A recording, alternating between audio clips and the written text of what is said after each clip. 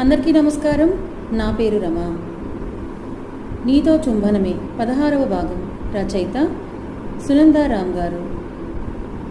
మధు ఇబ్బందిగా వదలండి బాబాయ్ గారు అంటున్నా వినకుండా అలాగే ఉన్నాడు. పక్కనే ఉన్న త్రిపుర, ఏంటమ్మాయి, ఆయన్ని తండ్రి వయసున్నవాడే కదా, చేయి పట్టుకుని ఏదో కూతురు లాంటి దానిని అడుగుతుంటే ఎందుకు అలా గింజుకుంటున్నావు అంటారు కోపంగా మొహం పెట్టి తిప్పుతూ. మధుకి ఆవిడ మాటలకి ఏమని సమాధానం చెప్పాలో అర్థం కాక అలాగే ఉండిపోతుంది. ఏం చెప్తే ఆవిడ ఏం గొడవ చేస్తుందో అని. ఇంతలో సురేఖ గారు చేసిన పనికి టక్కున చేతిని వదిలేస్తాడు ఆయన. అయ్యయ్యో అన్నయ్య, వేడివేడి నీళ్ళు మీద పోసానే అని బాధగా ముఖం పెట్టి చెప్తున్న సురేఖ గారి వైపే అయోమయంగా చూసేస్తాడు కైలాష్. పొగలు కక్కుతున్న నీళ్లు మీద పడటంతో మంటతో మురుగుతూనే, ఇప్పుడు వేడి నీళ్ళు ఇక్కడ కింద తెచ్చావమ్మా అంటారు. అదా అన్నయ్య, పాపం మీరు చాలాసేపటి నుంచి మధు చేయి పట్టుకుని ఉండడం చూశాను. పాపం చెయ్యి నరం ఏమైనా పట్టేసి పట్టుకున్నారేమో అని వేడివేడి నీళ్ళతో కాపడం పెడితే పట్టుకున్న నరాలు తెగిపోతాయని, కాదు సర్దుకుంటాయని తెచ్చాను.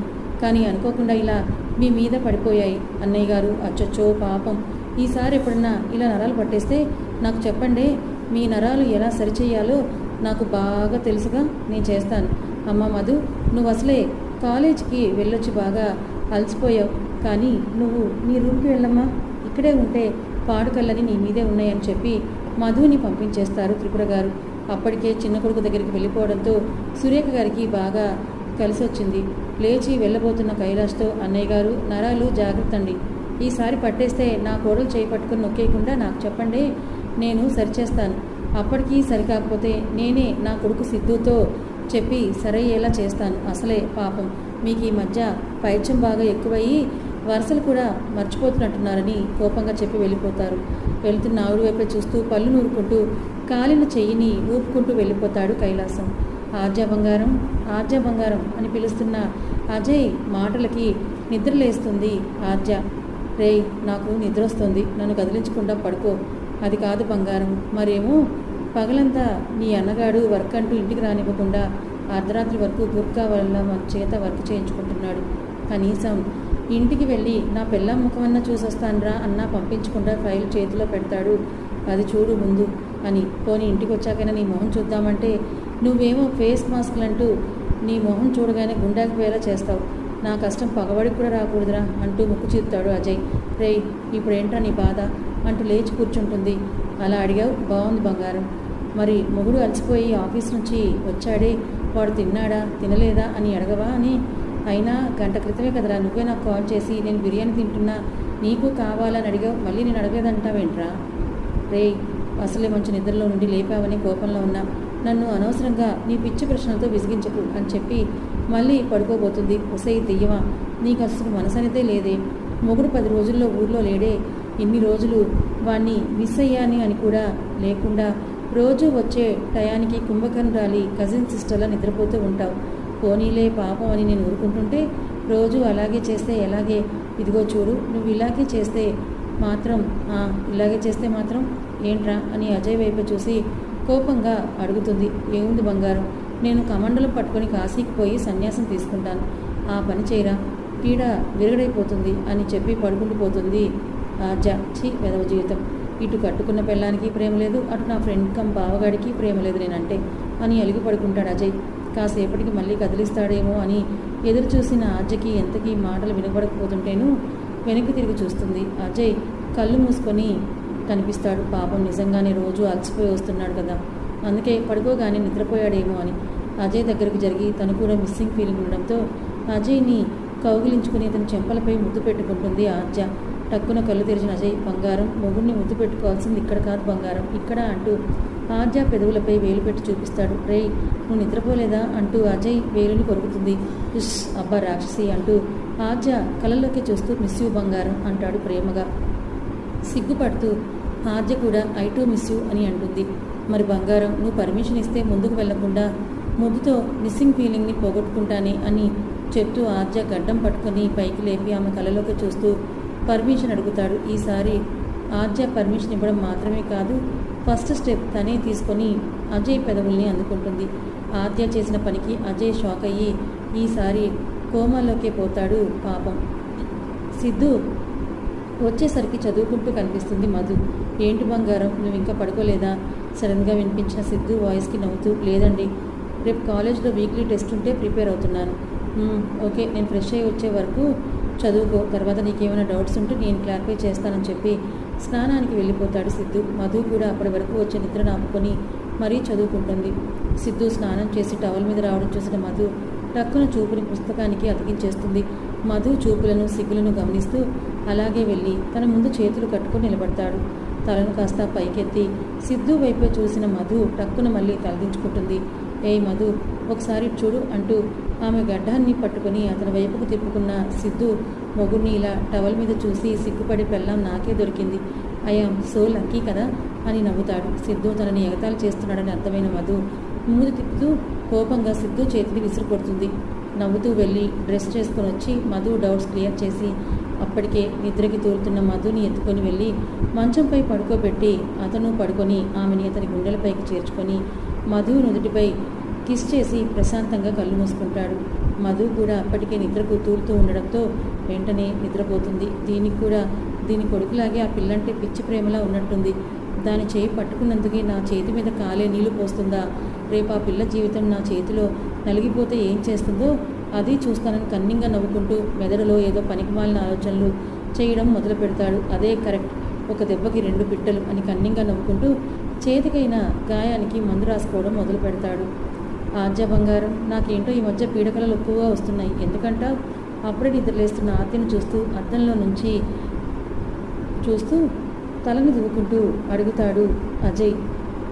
ఏంట్రా ఇప్పుడు అలాంటి కలలేం వస్తున్నాయి నీకు అంటూ లేచి కూర్చుంటుంది.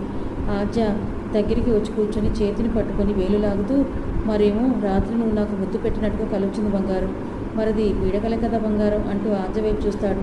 అప్పుడే నిద్రలేచింది కదా, జుట్టు మొత్తం చింపిరిగా ముఖం మీద పడుతూ ఉంటే అజయ్ అన్న మాటకు కోపం తారాస్థాయికి చేరిందేమో. కళ్ళని పెద్దవిగా చేసుకొని చూస్తూ ఉన్న ఆద్యని చూడగానే బెదిరిపోతాడు అజయ్. టక్కున ఆద్య చేతిని వదిలి దూరం జరగబోతాడు అజయ్. అంతే, అజయ్ జుట్టు పట్టుకొని ఆపుతూ ఎక్కడికి రాపోతున్నావు అంటున్న ఆద్య మాటలకు ఇంకెక్కడికి బంగారం, ఆఫీస్కి అంటూ తప్పించుకోవాలని చూస్తాడు. ఆహా, వదిలితేగా, ఏంట్రా అంటున్నావు? నేను నీకు ముద్దు పెట్టడం అది నీకు పీడకలవుతుందా? ఇప్పుడు చెప్పురా అంటూ అజయ్ మొహానికి అతి దగ్గరగా మొహం పెట్టి అతని కళ్ళలోకి చూస్తూ అడుగుతున్న ఆద్య వైపే భయంగా చూస్తూ కాదు బంగారు అని అంటాడు. మరెందుకురా అలా అడిగావు అని అజయ్ నెత్తి మీద టపీమని కొడుతూ జుట్టు పట్టుకొని లాగుతుంది. ఒసై, ఎందుకే పగలే నాకు చుక్కలు చూపిస్తున్నావు? ఇప్పుడు నేనేమన్నానే? నాకు వచ్చిన కల గురించే కదా చెప్పాను అంటూ ఏడుపు మొహం పెడతాడు అజయ్. ఓహో, అయితే ఇది కూడా కలే అనుకోరా అంటూ అజయ్ పెదవుల్ని అందుకుంటుంది ఆద్య. ఈసారి మాత్రం బాబు షాక్లోకి ఏ కోమాలోకో పోకుండా ఆద్య ముద్దుకి జత కలుపుతాడు. వేసిన ప్లాన్ వర్కౌట్ అయ్యిందన్న సంతోషంలో ఆ ముద్దుని మరికాస్త డీప్కి తీసుకువెళ్ళి ఆద్యను ఉక్కిరిబిక్కిరి చేసి ఇంకా అక్కడే ఉంటే వేసిన ప్లాన్ ఆద్యకు తెలిసిపోతుందేమో అని ఆఫీస్కి వెళ్ళిపోతాడు. కిచెన్లో వంట చేస్తున్న మధు దగ్గరికి వచ్చిన పరశురాం గారు, ఏమా ఎలా ఉన్నావు? ఈ మధ్య చదువుకోవడానికి కాలేజ్ కూడా వెళ్తున్నామని తెలిసింది. అది మంచి విషయమేలే, చదువైపోయాక మా మనవడికి 2 రకాలుగా ఉపయోగపడతామనుకో. ఆ మాట కోపంగా ఆయన వైపు చూస్తున్న మధుతో, అదేనమ్మా ఇంటి పనికి వంటి పనికి అని సాగతీస్తూ, అదేనమ్మా వంట పనికి ఆఫీస్ పనికి కూడా ఉపయోగపడతామని అంటున్నాను అని వంకరగా నవ్వుతారు. చూడు, ఏదో మా మనవడు నిన్ను చూసి ముచ్చట పట్టాడనో మోసపడ్డాడనో మాకు మా అంతస్తుకి సరిపోగని నిన్ను మా మనవడు ఎక్కడ బాధపడతాడా అని వాడికిచ్చి పెళ్లి చేసి ఇంటికి కోడలుగా తీసుకొచ్చాము. కాబట్టి పద్ధతిగా నా మనవడితో బుద్ధిగా కాపురం చేస్తూ వాడిని సుఖపెడుతూ మా వంశానికి వారసుడిని ఇచ్చే పని మాత్రమే చేయి అంటూ మధు వైపే సీరియస్గా చూస్తూ, అంతేకాని పగలు ప్రతీకారాలంటూ నా కొడుకు తినే వంటల్లో ఏమైనా కలిపి వాడిని ఇబ్బంది పెట్టావే అనుకో, నిన్నేం చేయను. ఎందుకంటే నువ్వు మా మనవడి ముద్దుల భార్యవి కదా, అందుకే మీ అమ్మని కూడా మీ నాన్న దగ్గరికే పంపిస్తా అని నవ్వుతూనే కోపంగా చూస్తూ సీరియస్గా చెప్తున్న పరశురాం గారి మాటలకు ఆయన వైపే షాకింగ్గా చూస్తుంది మధు.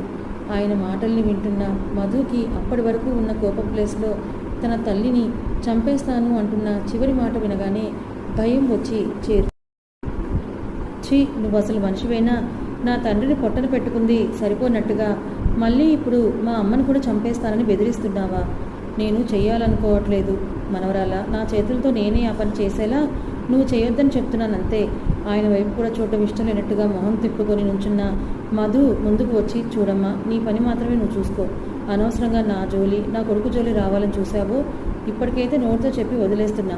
ఇంకోసారి మాత్రం అలా జరగదు అని చెప్పి వెళ్తున్న ఆయన్ని చూస్తూ మీ సంగతి ఇంట్లో వాళ్ళందరికీ తెలిసేలా చేస్తే కోపంగా చూస్తూ అడుగుతున్న మధు వైపే కేర్లెస్గా చూస్తూ ముందు నా మనవడికి చెప్పి నమ్మించు చాలు అని చెప్పి నవ్వుతూ వెళ్ళిపోతాడు పరశురాం. ఆయన వెళ్ళిపోగానే కోపం బాధ రెండు ఒకేసారి చుట్టుముట్టినట్టుగా అవుతుంది మధుకి.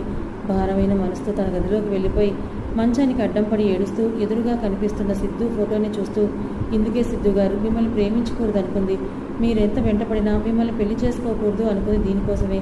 మీకెవరికీ తెలియని విషయం ఏంటంటే మీ తాతయ్య పైకి కనిపించని గుంటనక్క. అది అవసరమైనప్పుడు దాని నీచ బుద్ధిని చూపించినట్టుగా మీ తాతయ్య కూడా ఆయన బుద్ధిని బయటకు తెలియనివ్వకుండా అందరిలో నక్కతోలు కప్పుకున్న మనిషిలా తిరుగుతున్నాడని మీకు తెలియని విషయం.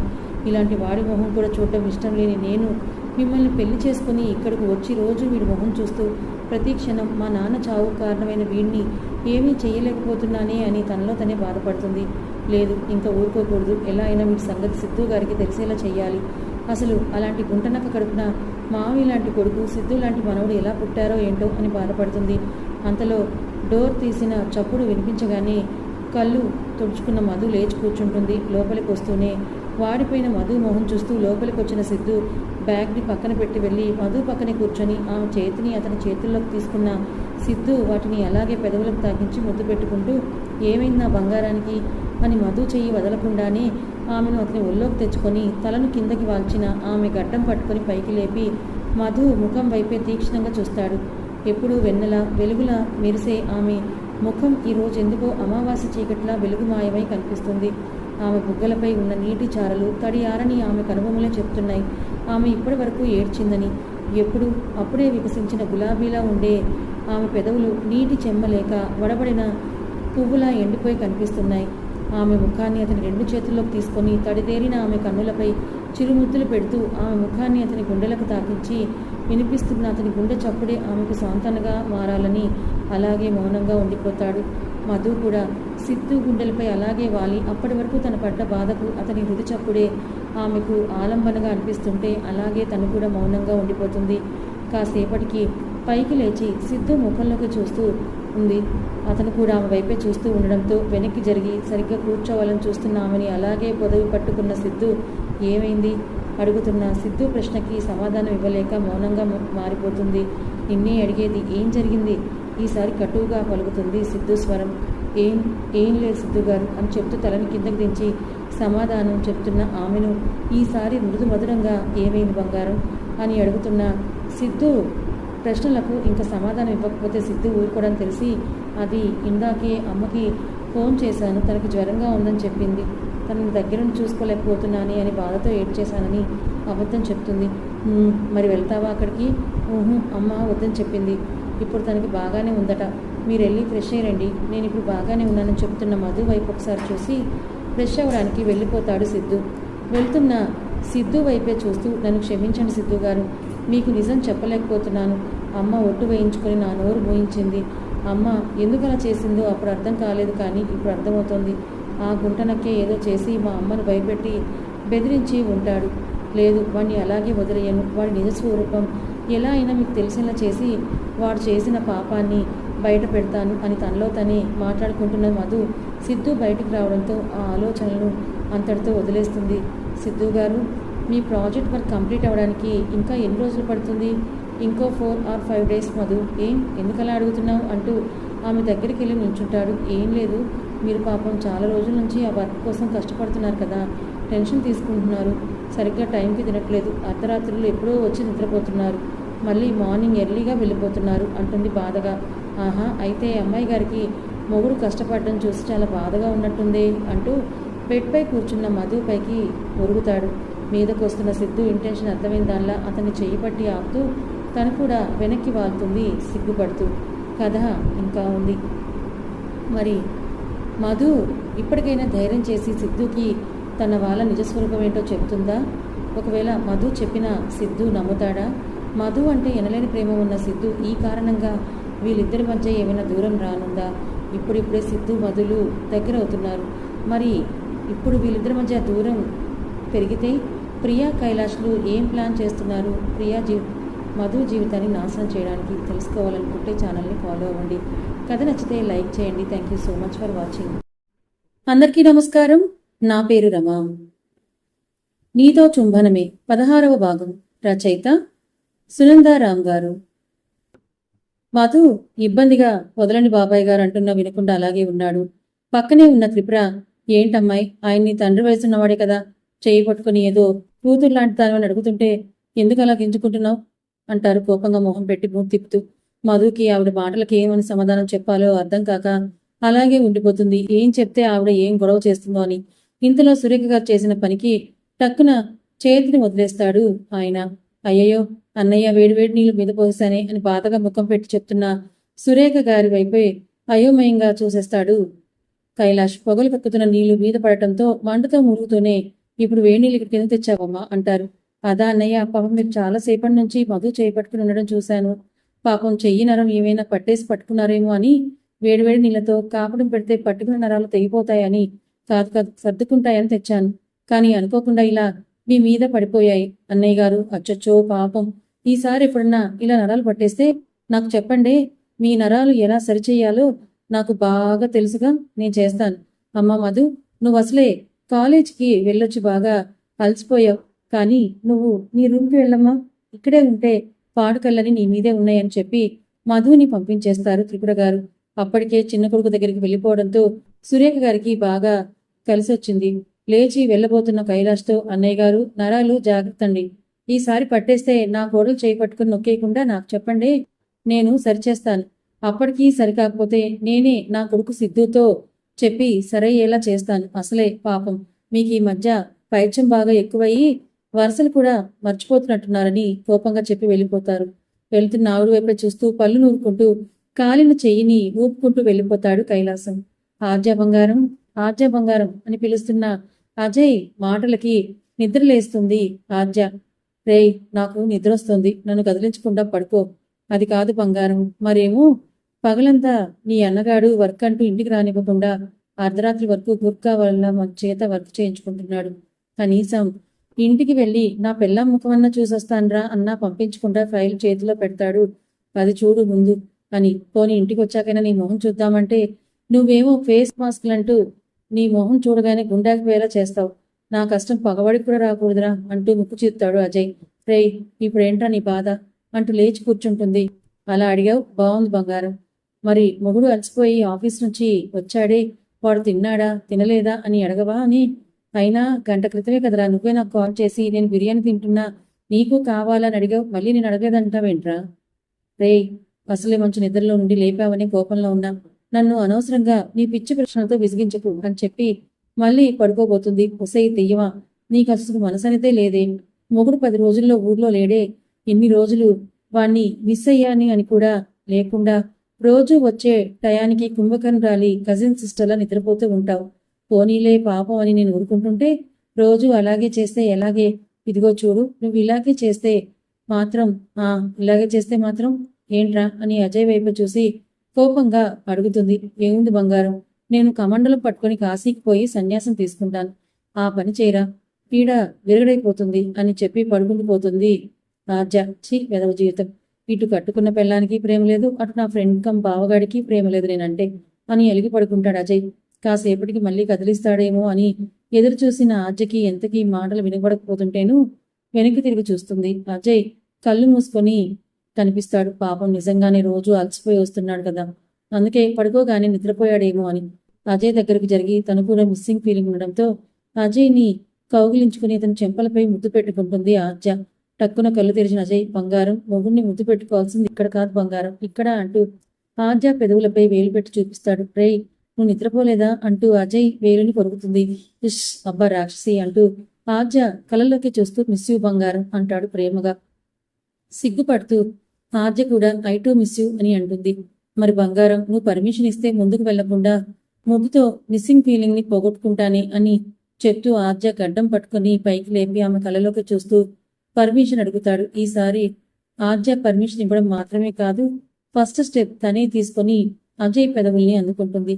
ఆద్య చేసిన పనికి అజయ్ షాక్ అయ్యి ఈసారి కోమాల్లోకే పోతాడు పాపం.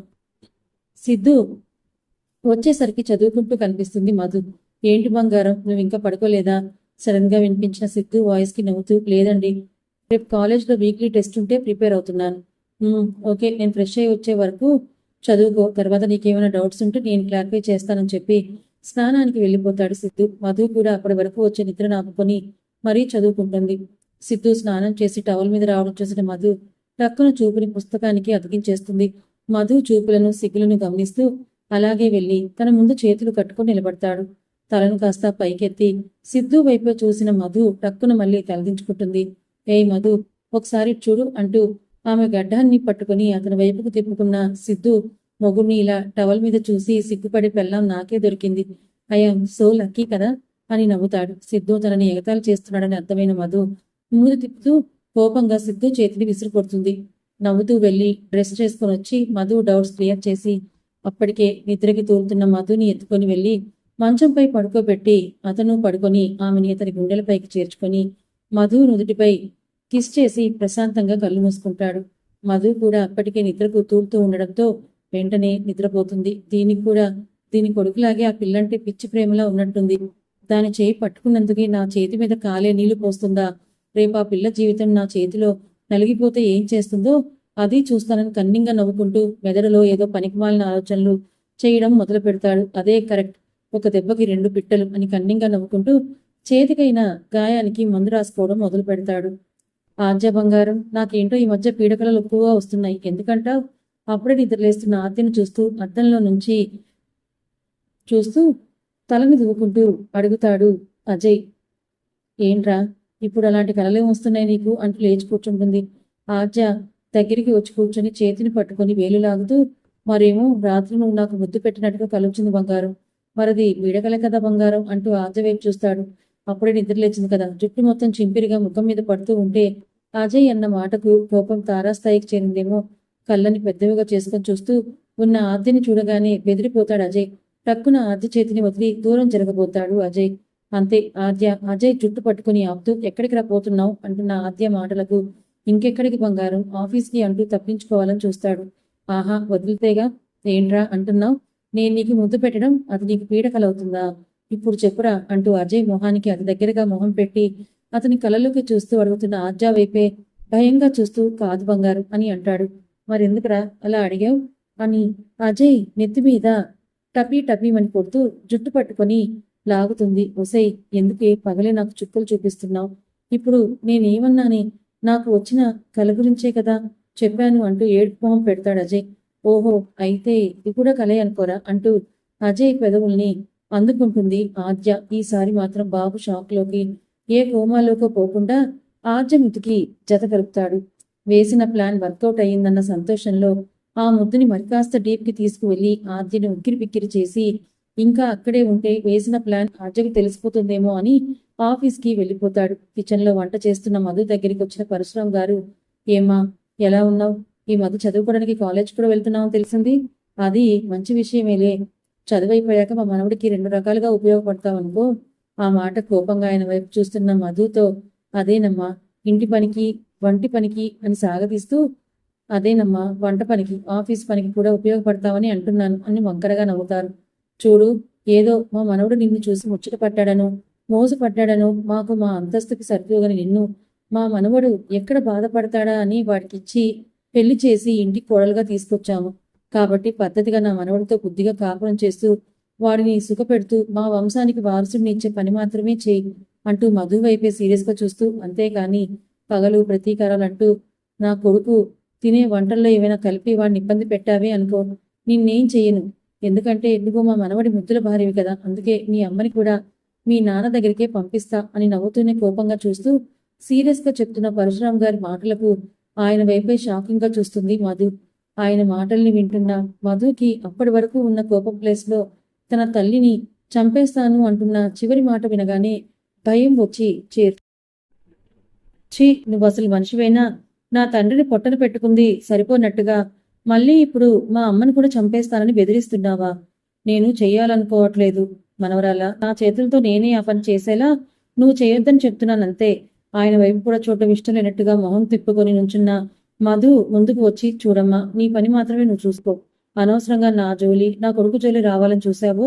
ఇప్పటికైతే నోటితో చెప్పి వదిలేస్తున్నా, ఇంకోసారి మాత్రం అలా జరగదు అని చెప్పి వెళ్తున్నా ఆయన్ని చూస్తూ ఈ సంగతి ఇంట్లో వాళ్ళందరికీ తెలిసేలా చేస్తే కోపంగా చూస్తూ అడుగుతున్న మధు వైపే కేర్లెస్గా చూస్తూ, ముందు నా మనవడికి చెప్పి నమ్మించు చాలు అని చెప్పి నవ్వుతూ వెళ్ళిపోతాడు పరశురాం. ఆయన వెళ్ళిపోగానే కోపం, బాధ రెండు ఒకేసారి చుట్టుముట్టినట్టుగా అవుతుంది మధుకి. భారమైన మనసుతో తన గదిలోకి వెళ్ళిపోయి మంచానికి అడ్డం పడి ఏడుస్తూ ఎదురుగా కనిపిస్తున్న సిద్ధు ఫోటోని చూస్తూ, ఇందుకే సిద్ధు గారు మిమ్మల్ని ప్రేమించకూడదు అనుకుంది. మీరెంత వెంటపడినా మిమ్మల్ని పెళ్లి చేసుకోకూడదు అనుకుంది దీనికోసమే. మీకెవరికీ తెలియని విషయం ఏంటంటే, మీ తాతయ్య పైకి కనిపించని గుంటనక్క. అది అవసరమైనప్పుడు దాని నీచ బుద్ధిని చూపించినట్టుగా మీ తాతయ్య కూడా ఆయన బుద్ధిని బయటకు తెలియనివ్వకుండా అందరిలో నక్కతోలు కప్పుకున్న మనిషిలా తిరుగుతున్నాడని మీకు తెలియని విషయం.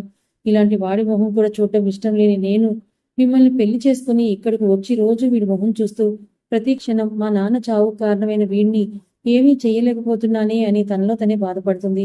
లేదు, ఇంకా ఊరుకోకూడదు. ఎలా అయినా వీటి సంగతి సిద్ధు గారికి తెలిసేలా చెయ్యాలి. అసలు అలాంటి గుంటనక్క కడుపున మావి లాంటి కొడుకు, సిద్ధు లాంటి మనవడు ఎలా పుట్టారో ఏంటో అని బాధపడుతుంది. అంతలో డోర్ తీసిన చప్పుడు వినిపించగానే కళ్ళు తుడుచుకున్న మధు లేచి కూర్చుంటుంది. లోపలికి వస్తూనే వాడిపోయిన మధు మొహం చూస్తూ లోపలికి వచ్చిన సిద్ధు బ్యాగ్ ని పక్కన పెట్టి వెళ్లి మధు పక్కనే కూర్చొని ఆమె చేతిని అతని చేతుల్లోకి తీసుకున్న సిద్ధు వాటిని అలాగే పెదవులకు తాకించి ముద్దు పెట్టుకుంటూ, ఏమైంది నా బంగారానికి అని మధు చెయ్యి వదలకుండానే ఆమెను అతని ఒళ్ళోకి తెచ్చుకొని తలను కిందకి వాల్చిన ఆమె గడ్డం పట్టుకుని పైకి లేపి మధు ముఖం వైపే తీక్షణంగా చూస్తాడు.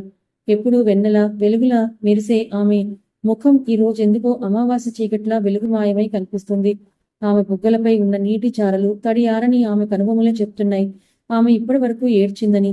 ఎప్పుడు అప్పుడే వికసించిన గులాబీలా ఉండే ఆమె పెదవులు నీటి చెమ్మలేక వడబడిన పువ్వులా ఎండిపోయి కనిపిస్తున్నాయి. ఆమె ముఖాన్ని అతని రెండు చేతుల్లోకి తీసుకొని తడితేరిన ఆమె కన్నులపై చిరుముద్దులు పెడుతూ ఆమె ముఖాన్ని అతని గుండెలకు తాకించి వినిపిస్తున్న అతని గుండె చప్పుడే ఆమెకు సాంతనగా మారాలని అలాగే మౌనంగా ఉండిపోతాడు. మధు కూడా సిద్ధు గుండెలపై అలాగే వాలి అప్పటి వరకు తన పడ్డ బాధకు అతని హృది చప్పుడే ఆమెకు ఆలంబనగా అనిపిస్తుంటే అలాగే తను కూడా మౌనంగా ఉండిపోతుంది. కాసేపటికి పైకి లేచి సిద్ధు ముఖంలోకి చూస్తూ ఉంది. అతను కూడా ఆమె వైపే చూస్తూ ఉండడంతో వెనక్కి జరిగి సరిగ్గా కూర్చోవాలని చూస్తున్న ఆమెని అలాగే పొదవి పట్టుకున్న సిద్ధు, ఏమైంది అడుగుతున్న సిద్ధు ప్రశ్నకి సమాధానం ఇవ్వలేక మౌనంగా మారిపోతుంది. నిన్నే అడిగేది, ఏం జరిగింది? ఈసారి కటువుగా పలుకుతుంది సిద్ధు స్వరం. ఏం లేదు సిద్ధు గారు అని చెప్తూ తలని కిందకి దించి సమాధానం చెప్తున్న ఆమెను ఈసారి మృదు మధురంగా, ఏమైంది బంగారం అని అడుగుతున్న సిద్ధు ప్రశ్నలకు ఇంకా సమాధానం ఇవ్వకపోతే సిద్ధు ఊరుకోవడం తెలిసి, అది ఇందాకే అమ్మకి ఫోన్ చేశాను, తనకి జ్వరంగా ఉందని చెప్పింది, తనని దగ్గరుండి చూసుకోలేకపోతున్నానే అని బాధతో ఏడ్చేశానని అబద్ధం చెప్తుంది. మరి వెళ్తావా అక్కడికి? అమ్మ వద్దని చెప్పింది. ఇప్పుడు తనకి బాగానే ఉందట, మీరు వెళ్ళి ఫ్రెష్ అయ్యండి, నేను ఇప్పుడు బాగానే ఉన్నానని చెప్తున్న మధు వైపు ఒకసారి చూసి ఫ్రెష్ అవ్వడానికి వెళ్ళిపోతాడు సిద్ధు. వెళ్తున్న సిద్ధు వైపే చూస్తూ, నన్ను క్షమించండి సిద్ధు గారు, మీకు నిజం చెప్పలేకపోతున్నాను. అమ్మ ఒట్టు వేయించుకొని నా నోరు మోయించింది. అమ్మ ఎందుకలా చేసిందో అప్పుడు అర్థం కాలేదు, కానీ ఇప్పుడు అర్థమవుతోంది. ఆ గుంటనక్కే ఏదో చేసి మా అమ్మను భయపెట్టి బెదిరించి ఉంటాడు. లేదు, వాడిని అలాగే వదిలేయను. వాడి నిజ స్వరూపం ఎలా అయినా మీకు తెలిసేలా చేసి వాడు చేసిన పాపాన్ని బయట పెడతాను అని తనలో తనే మాట్లాడుకుంటున్న మధు సిద్ధు బయటికి రావడంతో ఆ ఆలోచనలను అంతటితో వదిలేస్తుంది. సిద్ధు గారు, మీ ప్రాజెక్ట్ వర్క్ కంప్లీట్ అవ్వడానికి ఇంకా ఎన్ని రోజులు పడుతుంది? ఇంకో 4 or 5 days మధు. ఎందుకలా అడుగుతున్నావు అంటూ ఆమె దగ్గరికి వెళ్ళి నిల్చుంటాడు. ఏం లేదు, మీరు పాపం చాలా రోజుల నుంచి ఆ వర్క్ కోసం కష్టపడుతున్నారు కదా, టెన్షన్ తీసుకుంటున్నారు, సరిగ్గా టైంకి తినట్లేదు, అర్ధరాత్రులు ఎప్పుడో వచ్చి నిద్రపోతున్నారు, మళ్ళీ మార్నింగ్ ఎర్లీగా వెళ్ళిపోతున్నారు అంటుంది బాధగా. ఆహా, అయితే అమ్మాయి గారికి మొగుడు కష్టపడటం చూసి చాలా బాధగా ఉన్నట్టుందే అంటూ బెడ్ పై కూర్చున్న మధు పైకి మురుగుతాడు. మీదకు వస్తున్న సిద్ధు ఇంటెన్షన్ అర్థమైన దానిలా అతన్ని చెయ్యి పట్టి ఆపుతూ తను కూడా వెనక్కి వాళ్తుంది సిగ్గుపడుతూ. కథ ఇంకా ఉంది.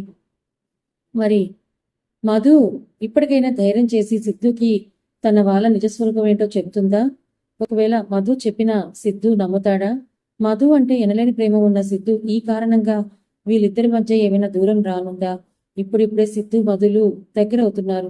మరి ఇప్పుడు వీళ్ళిద్దరి మధ్య దూరం పెరిగితే ప్రియా కైలాష్లు ఏం ప్లాన్ చేస్తున్నారు? మధు జీవితాన్ని నాశనం చేయడానికి తెలుసుకోవాలనుకుంటే ఛానల్ని ఫాలో అవ్వండి. కథ నచ్చితే లైక్ చేయండి. Thank you so much for watching.